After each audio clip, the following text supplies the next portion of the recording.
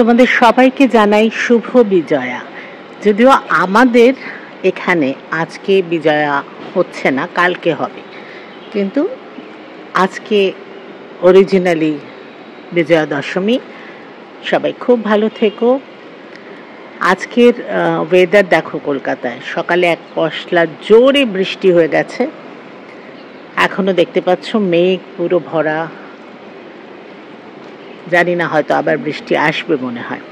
যাই হোক, আমি এখন নিচে যাচ্ছি, এখন প্রায় 2টো বাজে। অ্যাকচুয়ালি আমি তোমাদের দুদিন দেখিয়েছি যে আমি খাবার বাড়িতে এনে প্রসাদ খেয়েছি, বাট আজকে আমি নিচে গিয়ে যেখানে ব্যবস্থা সেখানে যাচ্ছি, তোমাদেরও দেখাবো, চলো।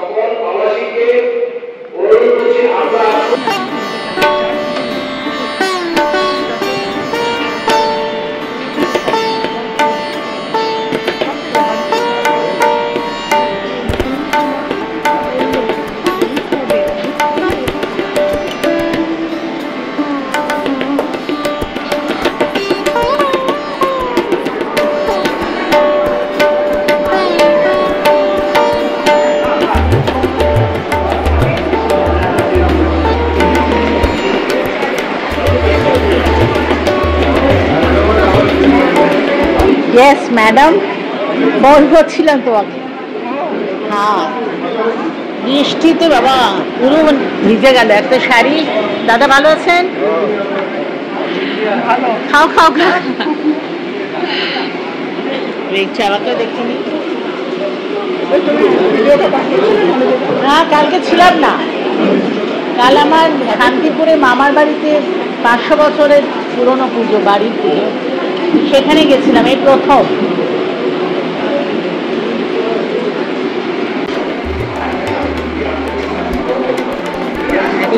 এই বাইরে থেকে একটু ভোগের খিচুড়ি নিয়ে আসতে হবে, আছে কিনা দেখি।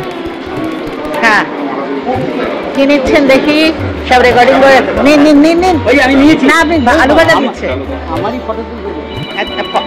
ফটোটা থালা তুলছে আপনার। না, ভালো আছে তোমরা সবাই? আর কি হয়েছে একটু দেখে নিয়ে। আলু ভাজা, ডাল, চচ্চড়ি। ও, আলু ফুলকপি ভাজা। এটা কি চাটনি? ওকে। আর এটা মিষ্টি? ওকে, আসছি। একটুখানি একটুখানি, আমি তো ওখানে খাবো, জাস্ট একটু ভোগের মুখে দেবো, বাস বাস।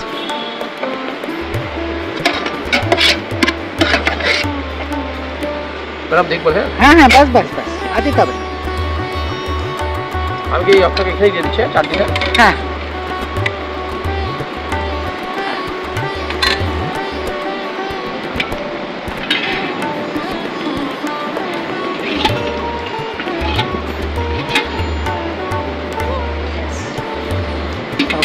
Thank you, welcome.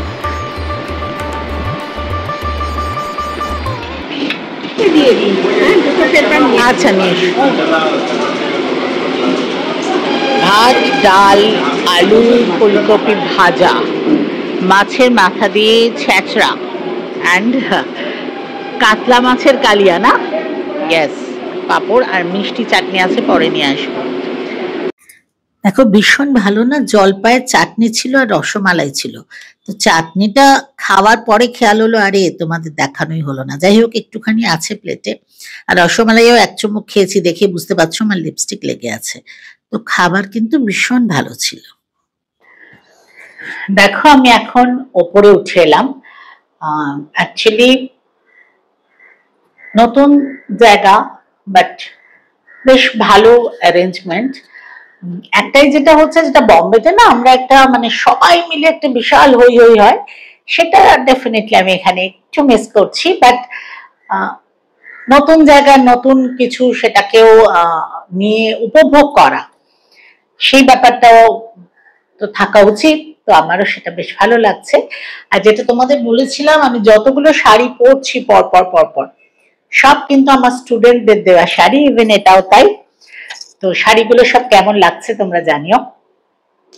আর বৃষ্টিতে না আমার পুরো শাড়ি টাড়ি সব ভিজে গেছে, মানে বৃষ্টি তো পড়ছিলই, সকালে তো খুব জোরে বৃষ্টি হচ্ছিল। তারপরে যখন বেরোলাম তোমাদের দেখালাম অল্প বৃষ্টিটা তখন কমে এসেছে, কিন্তু মোটা অল্প অল্প পড়ছে, নিচে গিয়ে দেখলাম। তো সন্ধ্যেবেলা যদি বৃষ্টি হয় তাহলে মনে হয় না ফাংশন টাংশন আর হবে, মানে আমার খুব একটা আইডিয়া নেই, কারণ আমার তো প্রথম বছর এখানে, আস্তে আস্তে বুঝতে পারবো। তো কি হয় সেটা তোমাদের জানাবো। চলো, আর ভোগ প্রসাদও আমি নিয়ে এলাম, আর ওখানে খেয়ে তো এলামই, দুপুরের খাবারও খেলাম। সো বেশ সুন্দর সবকিছু অ্যারেঞ্জমেন্ট। চলো সন্ধ্যেবেলা কি হয় আবার দেখা যাক। দেখো আমি সন্ধ্যেবেলা মানে এখন 8:15 বাজে, রেডি হয়ে গেছি, নিচে যাচ্ছি। অ্যাকচুয়ালি এখানে না আমার নেটের ভীষণ প্রবলেম, তো সেই জন্য একটু দেরি হয়ে গেল। যাই হোক, যাই দেখি আজকে নিচে কি হচ্ছে। আর এবার আস্তে আস্তে না একটু টায়ার্ড লাগা শুরু হচ্ছে, মানে রোজ দুবেলা এরকম রেডি হওয়া, একটু টায়ার্ড লাগছে, আর এখানে একটু গরমটাও বেশি। এনিওয়ে চলো যাই, তোমাদেরও দেখাই কি হচ্ছে। দেখো ফ্ল্যাট থেকে বেরোলেই দেখেই বুঝতে পারছো, যেটা আমি বারবার বলছি না, যে কলকাতার ভাইবসটাই অন্যরকম। যেদিকে তাকাচ্ছি আলোর মেলা, মানে ঘরে বসেই পুজো পুজো ভীষণ একটা ফিল করতে পারছি।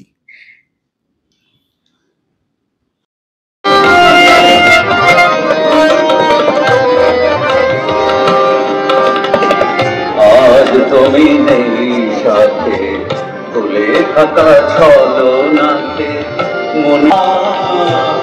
কিছুক্ষণ প্রোগ্রাম শুনে না, অ্যাকচুয়ালি দু একটা জিনিস কেনার ছিল পরের দিন বরণের জন্য, তো আমরা একটু বেরোলাম।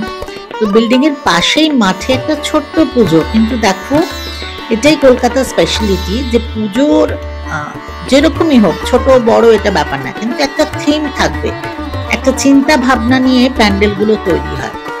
রাস্তাটা তো দেখলেই পুরো লাইটে ভর্তি।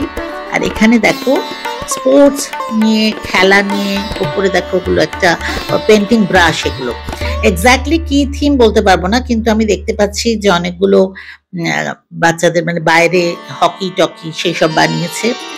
ভেতরে প্যান্ডেলের মধ্যে আমি তোমাদের দেখাচ্ছি, দেখো ওই সাপ সিঁড়ি, লুডো ওটা রয়েছে, দাবা রয়েছে, যেটা আমি বলছি না, মানে কিছু একটা থিম থাকবেই।